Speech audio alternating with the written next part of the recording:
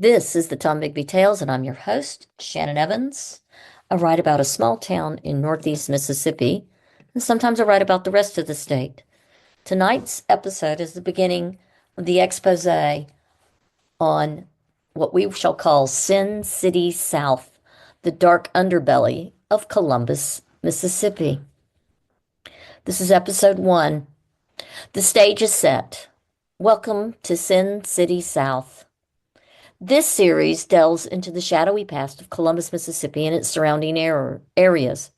I'm your host, Shannon Evans, and in this expose, we'll explore how this seemingly conservative southern town earned its notorious nickname in the mid-20th century, long before it was called the Friendly City.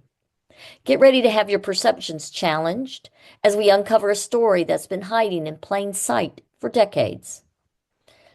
I'm setting the stage for the investigation. Columbus in the 1950s and 60s wasn't just any small southern town. It was a hub of illegal activity where gambling, untaxed alcohol, and prostitution thrived in plain sight. On the surface, it looks like any other conservative southern town.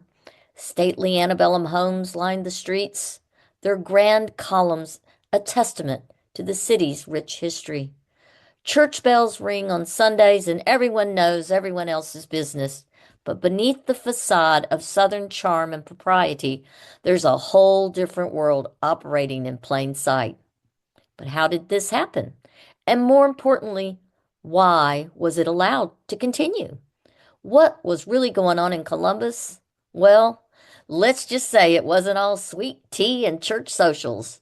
The town had earned itself quite a reputation for gambling, from high-stakes poker games to underground casinos. Columbus was a hotbed of illegal betting. Untaxed alcohol. We're talking moonshine here, folks. We're talking potent homemade liquor and bottled stuff straight from the shops. Remember, Mississippi was still a dry state, and this was a very dry county. And it was flowing freely despite those prohibition laws.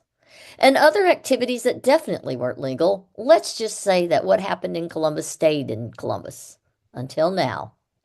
These weren't just hidden backroom operations. Surprisingly, many of these activities were happening out in the open in local clubs, bars, and restaurants. These weren't back alley operations. These dens of iniquities, as some might call them, operated openly throughout Lowndes County.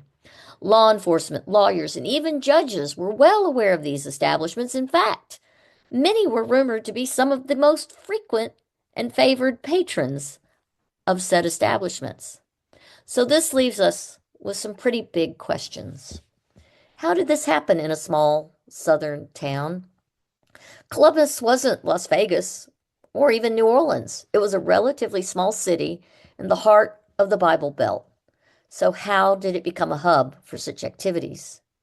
So we have to ask ourselves, why did the powers that be turn a blind eye to such blatant lawlessness? Why was it allowed to continue once identified?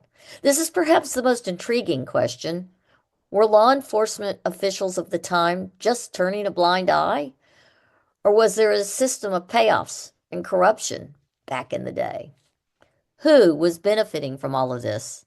Obviously, someone or several someones was making a lot of money from these illegal activities. But who and how far did their influence reach? As we explore Columbus's past, we'll uncover some surprising connections and a complex web of relationships that kept the system going for years.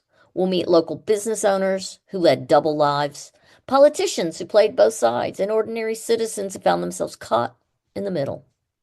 As we dig deeper into Columbus's past, we'll uncover connections to organized crime, a host of unsolved murders, questionable suicides, and a web of corruption that extended far beyond the city limits. In our next episode, we'll introduce you to some of the key players in Columbus's underworld, including members of the local Dixie Mafia. We'll explore their connections to crimes across the South, especially to Phoenix City, Alabama, and how they managed to operate with seeming impunity for years. Stay tuned as we peel back the layers of this complex and dangerous world. Columbus may have looked like a southern town on the surface that was quiet and demure, but beneath that facade lay a city of secrets, where the line between law and crime was blurred beyond recognition. As we continue our journey, we'll peel back all those layers of that complex history, revealing a side of the South that many people have never seen before. We'll explore how this hidden world impacted everyday life in Columbus, from the economy to social relationships.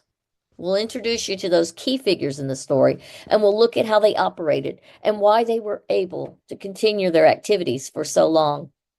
We'll also look at how this era shaped Columbus's future. Did the city's reputation have lasting effects? How did later generations deal with this complicated legacy?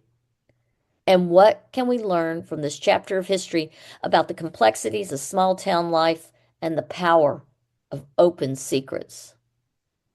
This has been Tombigbee Tales and Sin City South, the expose. I'm Shannon Evans, and we'll see you next time as we continue to uncover the hidden secret and history of Columbus, Mississippi. Remember, sometimes the most interesting stories are the ones hiding right under our noses. Until next time.